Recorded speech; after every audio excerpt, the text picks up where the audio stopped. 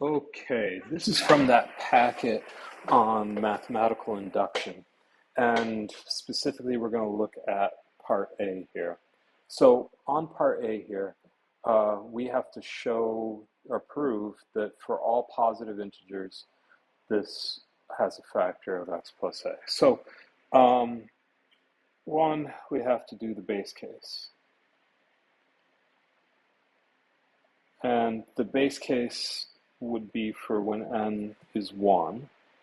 So doing that, we would get x cubed plus a cubed, and we're saying that this is x plus a times some other function in x. It just has to be a function in x, and we can show that that should happen. To show that that actually happens, we have to do polynomial division. Polynomial division is something that we went over in the extended class. I understand some people hadn't had that, so I'm going to just go through a quick example of it, all right? So we've got x cubed.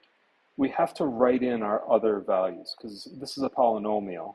So the next one would be 0 x squared a, and because there's none of those, then it'd be 0 x a's, and then we would have a cubed. Now, the reason why we know this happens, if I do x plus a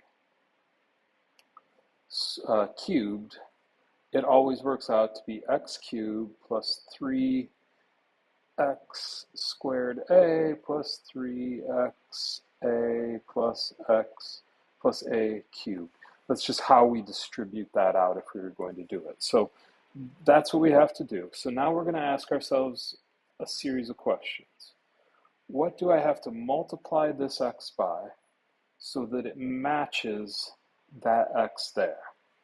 Well, hopefully we see if I multiply by x squared, I could then have x cubed. But the problem is when I multiply by x squared, I also have to multiply this by x squared.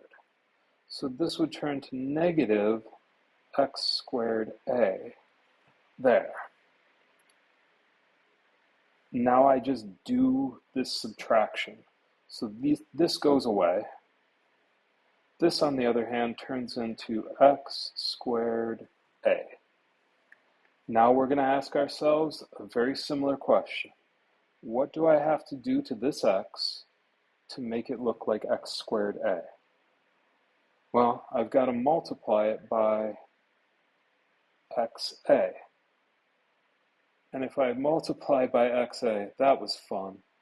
If I multiply by xa, I get this x squared a and minus xa squared. Okay? I lost a square on that, I guess.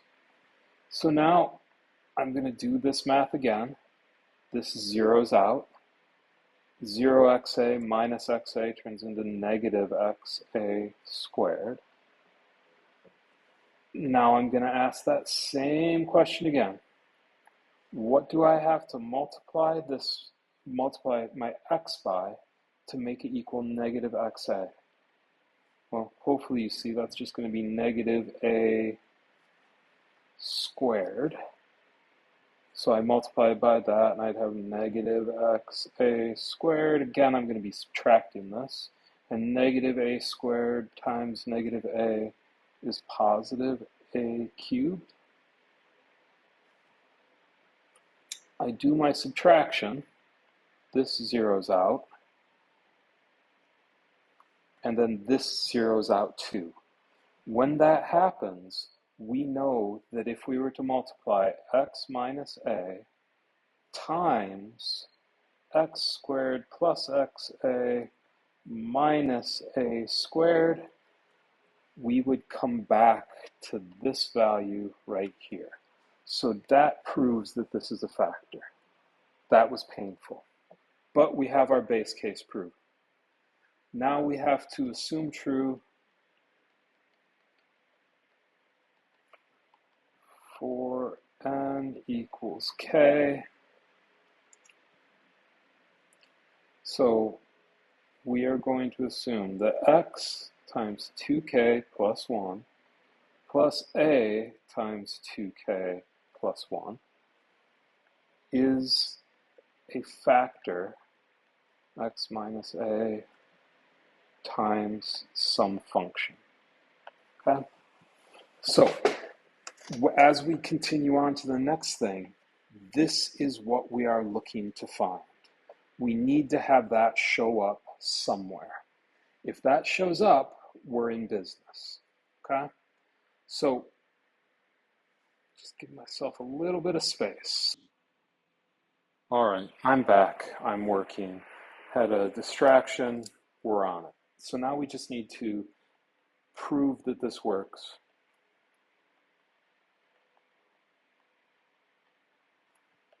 For n equals k plus 1. Again, this is what I'm looking for. I'm looking to try to create that. So if I just substitute in the k plus 1, 2k plus 1 plus 1 plus a to the 2k plus 1 plus 1. Simplifying that, I get x to the 2k plus, I'm going to write this as 1 plus 2. Again, I distributed this, and I just put this here, and then I brought that there. There's a reason for that. This is what I need it to look like. Okay? The same thing happens with the a. So I get a to the 2k plus 1 plus 2. Now what I'm going to do is I am going to deal with these. I can deal with those by doing x squared, pulling that out, and do x squared times x to the 2k plus 1 plus a squared. Actually, I'm going to write this as a to the 2k plus 1 times a squared. Now, here's where we're going to game the system just a little bit.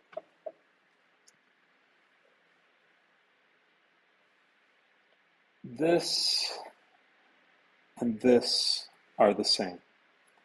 So what I'm going to do is I'm going to write this as x squared, x to the 2k plus 1, but I want it to look like this thing up here. So I'm going to add a to the 2k plus 1 here, but by doing that, I've actually added another value. What I've added is x squared times that. So by adding that, what I have to do is I now have to take that away. So minus x squared times a to the 2k plus 1. And again, all I'm doing is because I put something in, I now have to take it back out. So that won't change the value at the start. And then I'm going to do plus a to the 2k plus 1 times a squared. This is just this back end here. Okay? Looking at these two, I can factor out, because, well, first off, we know that this has factor of x minus a. Looking at this, I can factor out of both of those terms and a to the a2k plus 1. So if I do that, I would have a 2k plus 1 times negative x squared plus a squared. Well, this right here is a difference of two squares. So this is actually x minus a, x plus a, just the negation of that. So what we have got now, that works. this works, therefore they both have a factor of x minus a. It's a little bit of a confusing bit of algebra, but the trick is this whole thing here. Because I just substituted in this into there, I have to then react by subtracting out what I've added in when I did that. And if we do that, we can make them the same. This is the same trick we do every time we're dealing with a multiple. When we deal with a multiple, this is the one we do. Obviously, you could then write your conclusion and do that all. Hope that's helpful.